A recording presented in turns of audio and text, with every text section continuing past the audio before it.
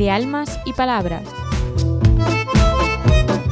El programa de poesía de Esther Bueno para Radio Universidad de Salamanca. El segundo y el cuarto miércoles de cada mes a las 12 de la mañana en El Mirador. De Almas y Palabras con Esther Bueno.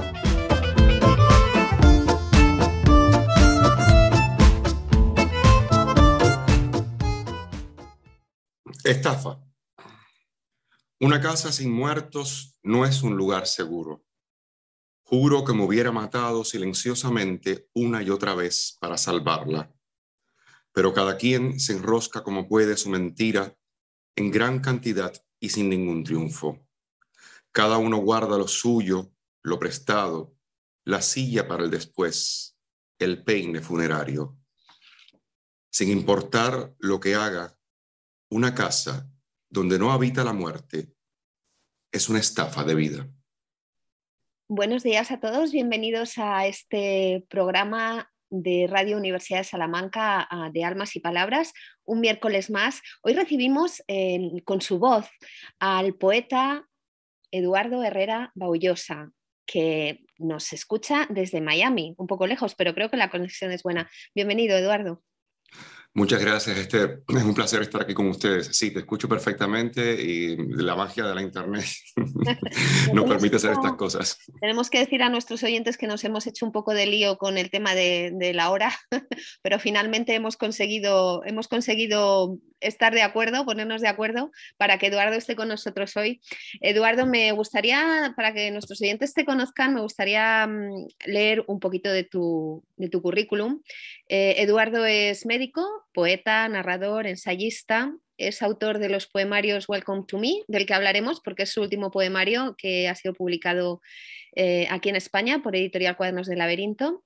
También de la muerte es una cosa que se estira, pequeñas estatuas transparentes, ciudad, sexo y otros bichos, los animales que hablan por mis manos, despedida en La Habana como si fuera Ítaca, impertinencia de la dípteras y mis perros ya no muerden. También de las novelas El muro que detiene el mar y Crónicas de Blanco, y de los libros de relatos 9 toques y Teorema sobre un asesinato.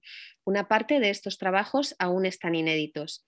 Entre otros reconocimientos, ha sido galardonado con los premios World National Writers Union, el Internacional de Poesía, El mundo lleva alas, el de Poesía Fantástica Óscar Hurtado, o finalista en el Premio de Poesía David de la UNEAC en Cuba y en el Premio Internacional Arturo Cuadrado en Uruguay.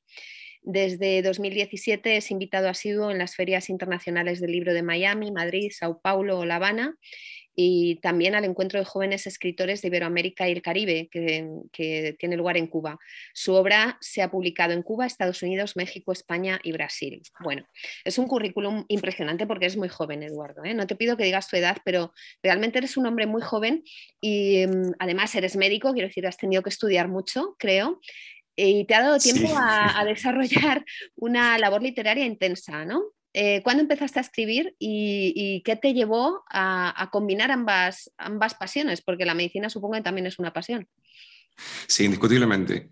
Mira, te puedo decir que yo creo que primero, bueno, como todo el mundo, comencé a leer. Empecé a leer muy joven, en mi casa se lee mucho, por suerte, ¿no? Tuve el beneplácito de venir de una familia que era muy lectora y tenía una excelente biblioteca y tal. Entonces comencé a leer sobre los 4 años y ya a partir de ahí, pues yo creo que comencé a escribir, primero en mi mente, porque tú sabes que es inevitable, y después ya un poco más seriamente a la adolescencia. Sin embargo, te cuento que como comencé a estudiar medicina y me imbuí en todo el proceso de hacerme médico, una profesión que además adoro, como bien decías tú, es una pasión, es parte del sacerdocio también, de la escritura, eh, pues se quedó un poco a la saga el asunto de escribir, ¿no? Escribía como sentía la necesidad de hacerlo y tal, pero no desde el punto de vista profesional. Y si soy sincero y no me falla la memoria, creo que comencé a escribir de forma profesional ya mucho más atado al método, al deseo de escribir como una necesidad ineludible. Alrededor de hace 15 años, quizás 18, más o menos en ese tiempo, es que de verdad comencé a escribir y a sentir que era lo que necesitaba hacer para seguir viviendo. ¿Y la escritura es una forma de evasión de la vida de médico también, ¿no? Porque es una vida intensa, difícil? ¿Es una forma de evadirte o es un complemento a tu profesión? ¿De alguna manera sueltas todo también lo que llevas de tu profesión? Pues mira, Esther, te digo, puede ser las dos cosas, ¿eh? Yo creo que la vida es una mezcla de muchas cosas. Y sí, por una parte hay evasión, por supuesto. Hay una especie de búsqueda de canalizar determinadas emociones muy poderosas que el médico se ve obligado a experimentar todo el tiempo, ¿no? Pero por otra parte, es también el placer de utilizar toda la experiencia del profesional de la salud. Yo creo que la medicina, de cierta forma, es también un arte, aunque su basamento sea puramente científico, y, y los médicos han sido grandes intelectuales. Bueno, ahora no te voy a, por mencionarte uno, te puedo decir que Chekhov era médico y el propio Dostoyevsky también estudió medicina, aunque no lo ejerció prácticamente. Y entonces sí, hay un poco de las dos cosas, un poco el deseo de canalizar, de la catarsis, de la medicación a través de la literatura, y por otro, la necesidad también de expresar lo que uno va aprendiendo y entendiendo del alma humana. Es decir, para mí me interesa mucho el individuo, me interesa mucho la esencia de lo que somos, independientemente de lo que seamos. Y, y, y hablar de eso, expresarlo, la literatura pues te da una posibilidad eh, inaccesible, es algo que no tiene comparación con nada. Bueno, las artes en sentido general, pero el que utiliza la palabra utiliza la madre del pensamiento y eso nos da un plus, creo yo. Sí, hay un poco de ambas cosas, Esther. El, Manuel Francisco Reina, que ha hecho el prólogo del poemario del que vamos a hablar hoy en especial, porque es el último poemario que has publicado aquí en España, dice que eres un artefacto poético, evocador y emocionante.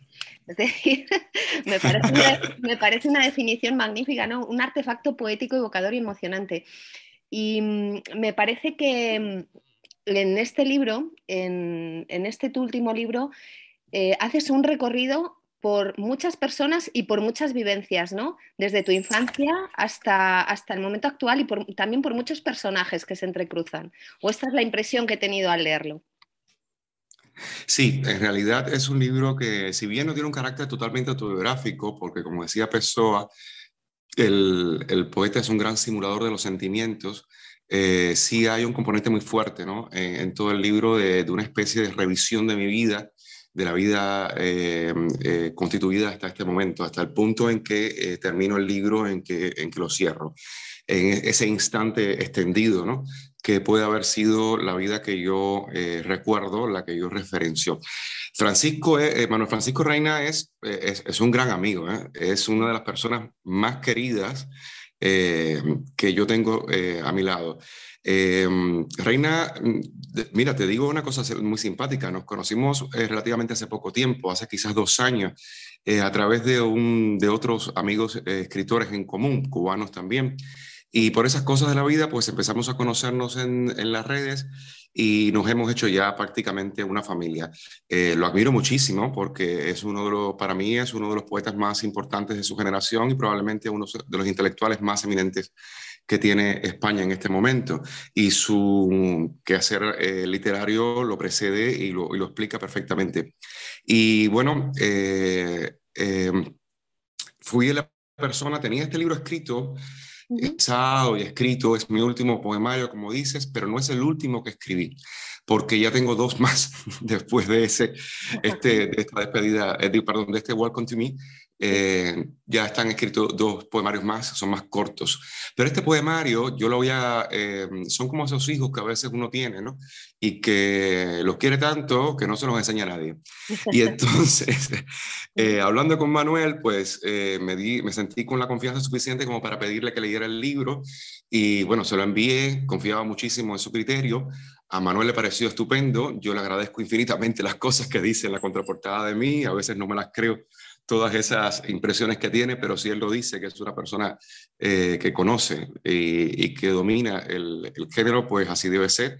Y a través de él, precisamente, me sugirió la posibilidad de presentarlo a una editorial española. Yo tenía editorial aquí en Estados Unidos, pero no en España, que además es la razón de ser de la lengua, es la madre de la lengua y donde hubiese querido siempre publicar. Y bueno, este año se me dio esa oportunidad a través de Cuadernos del Laberinto y de la maravillosa curaduría de Alicia Ares, que es la editora de Cuadernos del Laberinto, una mujer también extraordinaria, con un sentido y una sensibilidad exquisita. Yo creo que a las mujeres españolas eso se les sobra.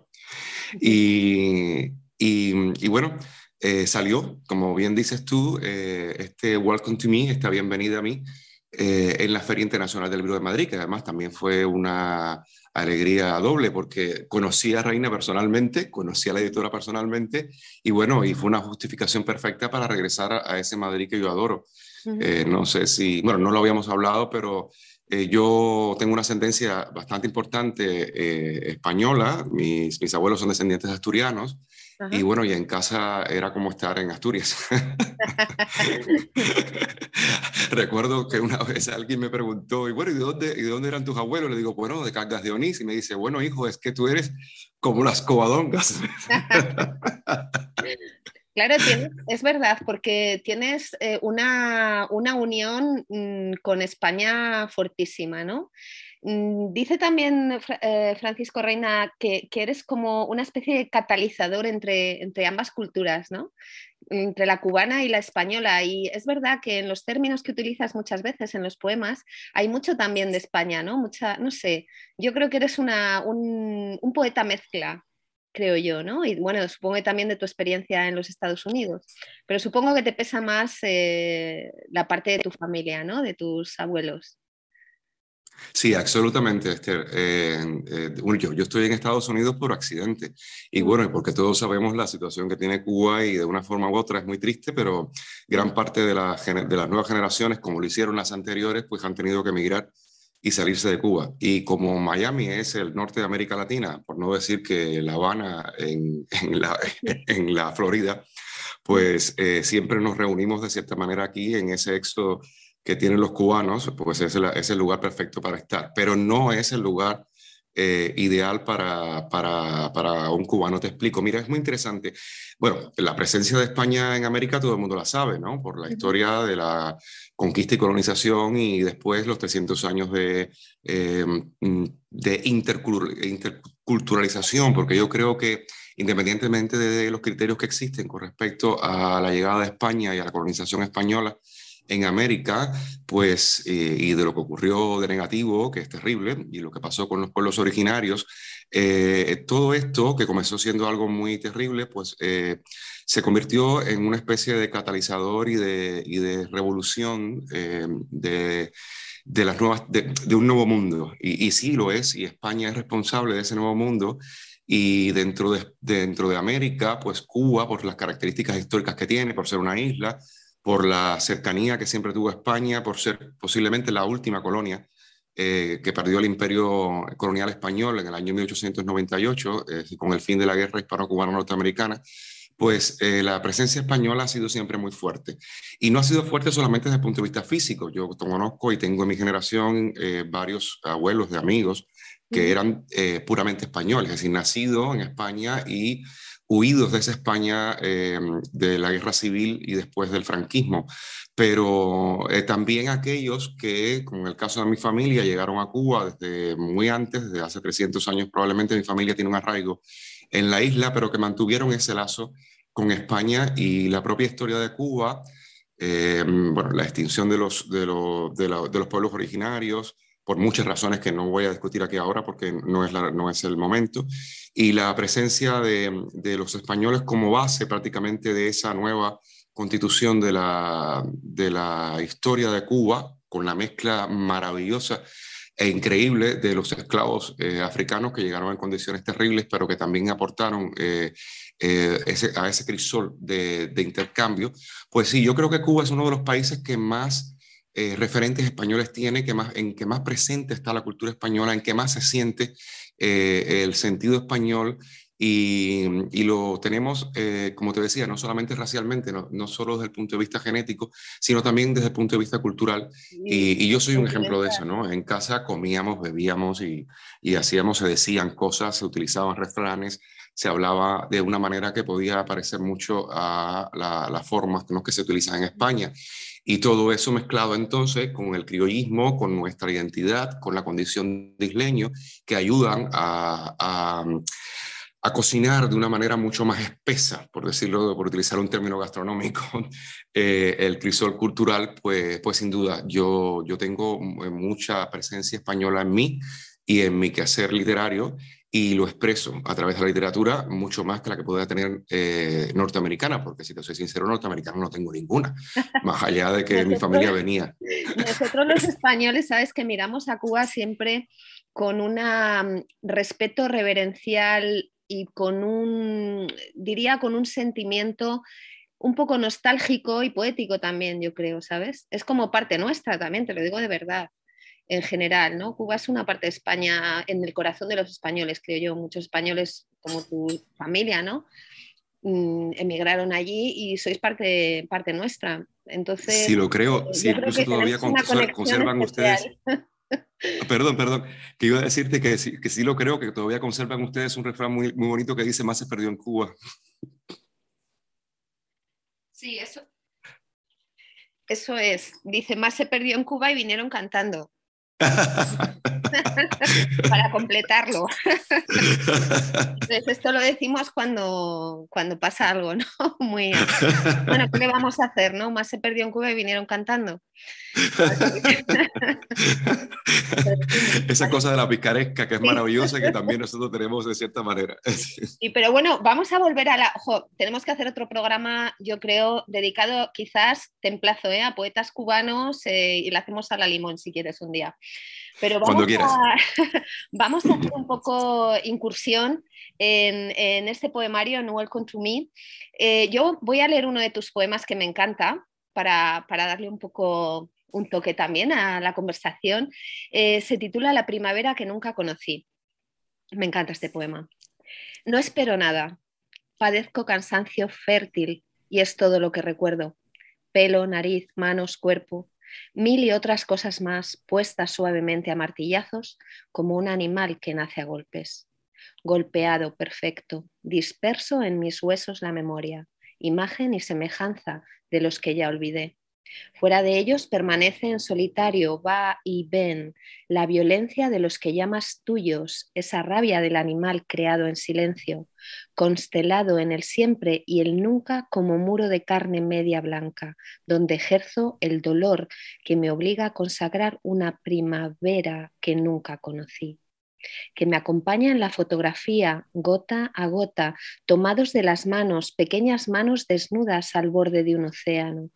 Fuera del marco me duelen las muelas, las plantas de los pies, me crece una cicatriz de mal agüero en el lado derecho de la cara y un dolor triste, insumiso, que busca su lugar blando donde echarse.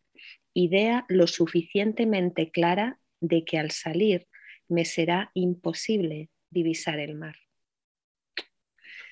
Wow, Esther, es que mira, de ahora en adelante Tan maravilloso. todos los poemas los debías leer tú. ¡Qué maravilla! Me parece tan bonito, ¿no? Nostálgico también y conceptual, ¿no? Que dices Sí, sí. mucho. La verdad es que tu libro, Welcome to Me, es un libro que atrae, además desde los primeros poemas, ¿no? Es verdad que la poesía siempre digo yo que la poesía hay que tomársela con tranquilidad, ¿no? No te puedes dar un atracón de poesía, pero Welcome to Me es uno de los libros que te invitan a seguir leyendo poesía durante tiempo, ¿no? Que no es una pausa, un descanso entre el día, sino que te invita a ello. Yo creo que este libro va a tener muchísimo recorrido aquí en España y espero que puedas venir a recitarnos en algún momento, en Salamanca, en Ávila, donde estamos nosotros, en directo. Oh, bueno, yo encantadísimo, Esther, de verdad. De hecho, estuve a punto de ir a Ávila y no lo conozco. Y Ávila es una ciudad que por razones que no tienen que ver directamente y sí con la literatura, pues que me encanta Santa Teresa de Ávila y lo que escribió. Y entonces, pues nada, no solamente por ver las murallas, por conocerte a ti y por estar allí. Yo creo que tenemos, ya te digo, hacer algún tipo de aquelarre hispano-cubano con la universidad y en Ávila y atraer un poco, yo creo, una cultura cubana que también está un poco dispersa, ¿no? La cultura cubana poética, o es la impresión que tengo, sobre todo la actual. Sí, bueno, pues tienes cierta razón en lo que dices, porque por la naturaleza de la historia más reciente de Cuba, tú lo sabes, después de la revolución, pues se ha dispersado mucho el pensamiento y la poética cubana, como se ha dispersado también otras manifestaciones del arte, y Ajá. la encuentras en muchos puntos, aunque sigue teniendo un denominador común, es decir, es la forma de decir del cubano y esa espiritualidad poética que es muy característico y que tiene una voz. Pero sí, está dispersa y no sería una mala idea para nada hacer una especie de aquelarre de intercambio que estaríamos como en casa, ¿no? Seríamos como reunirnos una familia que se ha dejado de ver y como te digo, a mí me encantaría ir a Ávila. Y oye, me ha encantado cómo has leído el poema, de verdad. Lo he redescubierto. Muchas gracias. No, pero es verdad que leer en alto es un ejercicio práctico muy estupendo y sobre todo oír tus poemas no en mi voz, pero en voz de otras personas, siempre es como una experiencia, ¿no? Porque buscan otro ritmo, ¿no? Del que pones tú quizás en los poemas, ¿no crees? Cuando lo leen otros. Sí, exactamente. Es que el poema nace, pero no vive realmente hasta que no está en manos del lector. Y cada lector le da su interpretación. El poema se complementa y el autor es parte de una justificación que va más allá de él. Y tú le has dado, o por ejemplo, ahora mismo lo has leído tú de una manera estupenda, y le has dado una intención que para mí ha sido redescubrirla. Como tú decías, este poemario es un poemario de vivencias y tiene puntos muy fuertes. Está dividido en tres capítulos con excergos de Alexandra Pizarnik, que es una de las poetas más grandes de Iberoamérica, en este caso Argentina es Alexandra, de los poetas malditos, y yo lo utilicé porque me parecía muy bien, me venían muy a tono fragmentos de sus poemas. El primer capítulo está dedicado a la muerte de mi madre. Mi madre murió hace relativamente poco, 2 años, y era una persona que tenía una influencia vital en mí, en toda la familia, pero en mí particularmente. Y después pasa por mi padre, y después pasa por mi infancia, después pasa por mis abuelos y por mí y por la vida, ¿no? Y por la actualidad. Y entonces un poemario así, que es tan interior, que es tan personal, en la voz de otro se vuelve parte de la otra persona, porque todos Claro. somos lo mismo y de una forma u otra en el inconsciente colectivo hemos vivido esas mismas cosas. Y aunque yo las diga con mis palabras, pues cuando otro lector, es decir, cuando un lector los lee y lo dice en alta voz, como dice la declamación de la poesía, le devuelve esa música originaria que tiene, esa forma de expresarse a través de la música, pues descubre cosas nuevas como la que descubrí yo ahora, sí, cuando te estaba escuchando. Sí, además es verdad que este poemario em, tiene mucho de familia, tiene mucho también de muerte en algunos poemas, de final, de terminación de las cosas, ¿no? Y también un poco de buscar el sentido del final de la vida, ¿no? En algunos de tus poemas. Es decir, planteas en algunos la muerte, el final, pero también hay en otros cierta esperanza de continuidad. Sí, sin dudas, esa es la idea. Es decir, el poemario no es un poemario sobre la muerte, no es precisamente una reverencia o una alabanza a la muerte. Es entender la muerte como un proceso, es entender la muerte como parte de la existencia y la existencia incluso trascendida más allá de la desaparición física. Y por eso es que en algunos poemas hay finales, pero ese final es una continuación. Una continuación que aunque nosotros no seamos capaces de tocar, de ver, de visualizar, está ahí y nos trasciende.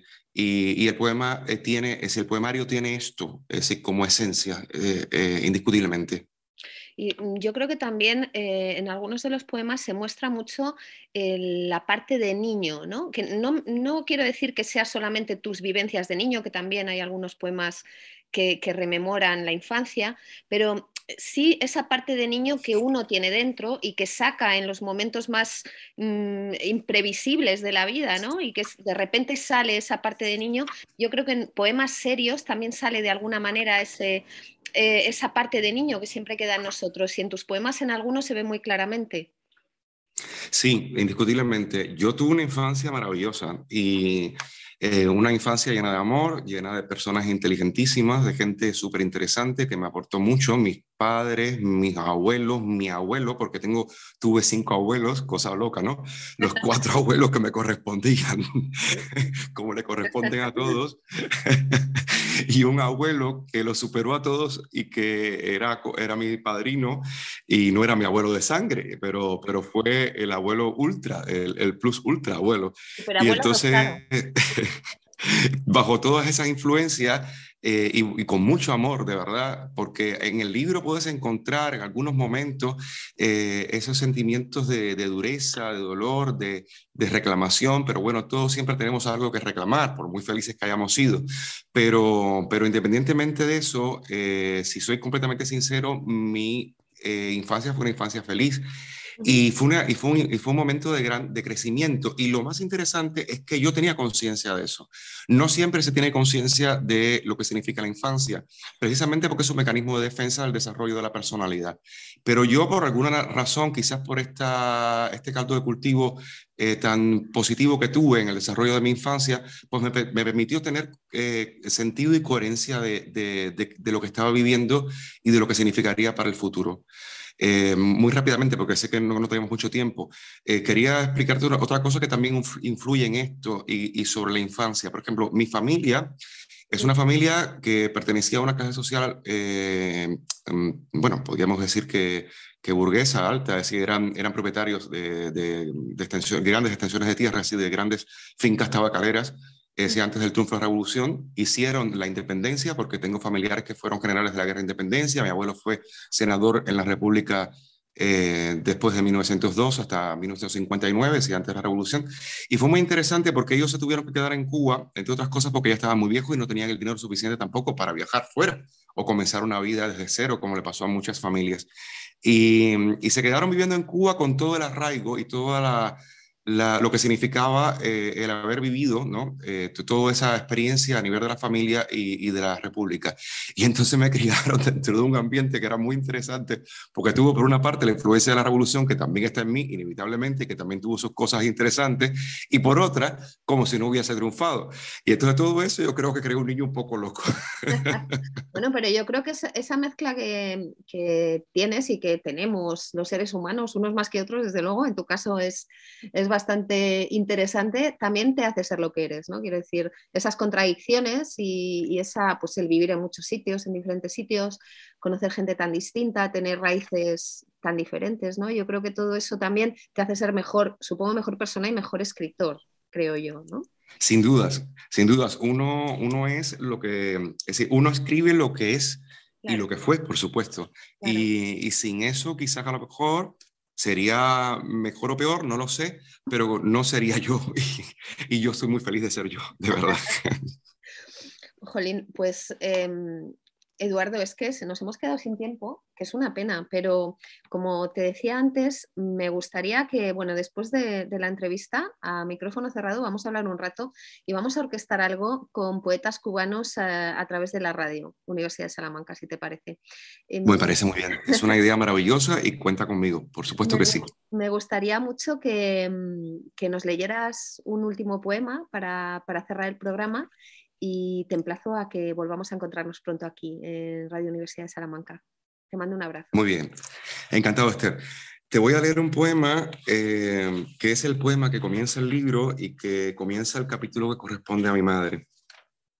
Eh, Tiene un excervo, ese capítulo, como decía antes, de Alexandra Pizarnik, en este caso de la extracción de la piedra de la locura, que comienza así. Muy lentamente alza los brazos blancos para que se cierren en perfecto abrazo sobre lo que está cerca. La peste familiar. Está la luz de mi casa apretada en una caja de cemento.